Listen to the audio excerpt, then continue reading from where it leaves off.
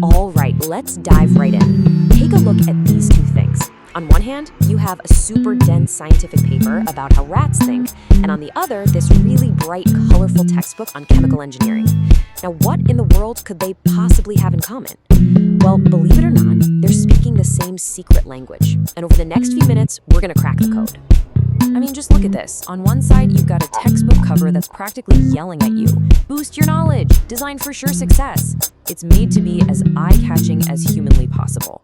And then, you've got this. A literal wall of text from that research paper that just makes your eyes glaze over. It's dense, it's intimidating, it's full of jargon. So how could these two things possibly be connected? So that's the central mystery we're going to solve today. Let's think of it like a detective story, okay? We're gonna look at the evidence, hunt for clues, and uncover the hidden pattern that ties these two totally different documents together. Our investigation starts now. Okay, let's start with our first piece of evidence, the scientific paper. Now, to really get what this is all about, we have to look past the words on the page and examine its skeleton, its fundamental blueprint. A scientific paper is not for your casual Sunday reading, that's for sure. It's a very specialized tool that scientists use to talk to other scientists. Its main goal, its only goal really, is to be precise and to be verifiable. And that purpose shapes every single part of its structure. I mean, just get a load of this definition for something called a perseverative error. The language is so incredibly specific, right? It's not meant to be read casually. It's a code. This kind of specialized jargon is a huge clue. It tells us that this document was built for a very exclusive audience, one that already speaks this language. For them, it's a shortcut. And here's another big clue. This line, it's not about the science itself, is it?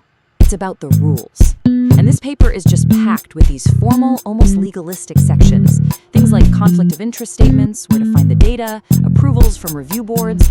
This structure isn't designed to be fun or engaging. It's designed to prove that strict established protocols were followed, which makes the results trustworthy for other scientists. So, the verdict on Exhibit A is pretty clear. This research paper is built like a precision instrument. Every single component, from the expert jargon to these formal declarations, is there to ensure accuracy and to allow other scientists to repeat the exact same experiment. Its architecture perfectly serves its function. All right, now for Exhibit B, the textbook. And right away, whoa, we are in a completely different world. The blueprint here is just totally different. The first thing you notice, the most obvious piece of evidence, is the cover. It's a billboard. It's bright, it's making these bold promises, and it's trying to appeal to everybody. Students, teachers, parents, kids. This isn't a precision instrument, this is a commercial product. It's designed to grab your attention in a crowded bookstore and, make a sale. Now look at this, a dedication to the author's mother. You would never see this in that scientific paper. So why is it here? It's here because the textbook has a different mission. It wants to build a personal, even an emotional connection with you, the reader. It wants to feel human and approachable. This is a structural choice designed for engagement, not for scientific verification. And this shows us another key part of the textbook's architecture, the legal disclaimer. Because it's a commercial product sold to the general public, it has to protect its creators from getting sued. This legal boilerplate is a structural piece that's absolutely necessary because of its commercial goal and its wide audience. It's all about managing risk.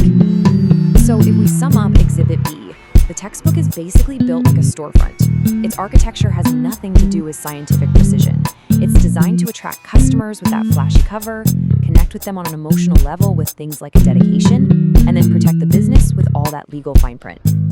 Okay, so we've looked at both pieces of our evidence. A precision instrument on one side, a storefront on the other. They seem like complete opposites. But now it's time to connect the dots. What is the hidden pattern that links them together? When you put them side by side like this, the connection just pops right out at you. The link isn't the content. I mean, rat memory versus chemical engineering, who cares? The link is that both of these documents have a deliberate, carefully crafted architecture. And that architecture is perfectly built for a very specific goal and a very specific audience. And that's it, right there. The hidden pattern isn't in what they say, it's in how they are built. Both of them follow a blueprint. And once you see that blueprint, you understand the whole point of the document before you even read a single sentence of the main content. So, this brings us to the big reveal of our investigation. We've solved the mystery of the two documents, and In doing that, we've stumbled on a really powerful new way to look at all kinds of information. It really all boils down to these three words: structure reveals purpose. The layout, the language it uses, the parts that are included, and just as importantly, the parts that are left out, they're all clues that tell you exactly what a document is trying to do and who it's for.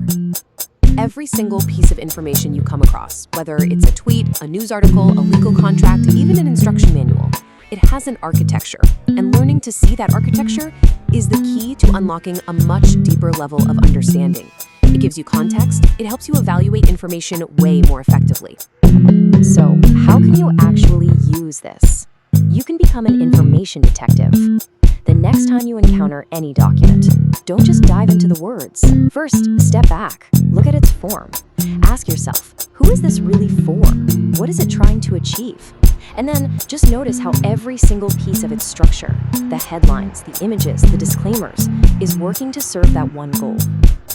And this is why it matters so much right now. We are all swimming, maybe even drowning, in information every single day. Being able to quickly read the architecture of something allows you to instantly size it up, to understand its intents and its biases. It's not just a neat trick. In today's world, it's basically a superpower. So here's the final thought I'll leave you with. The next time you open a web page, a report, or even just an email, take a second. Before you start reading the words, read the design, read the architecture. You will be amazed at what it tells you. Thanks for joining me.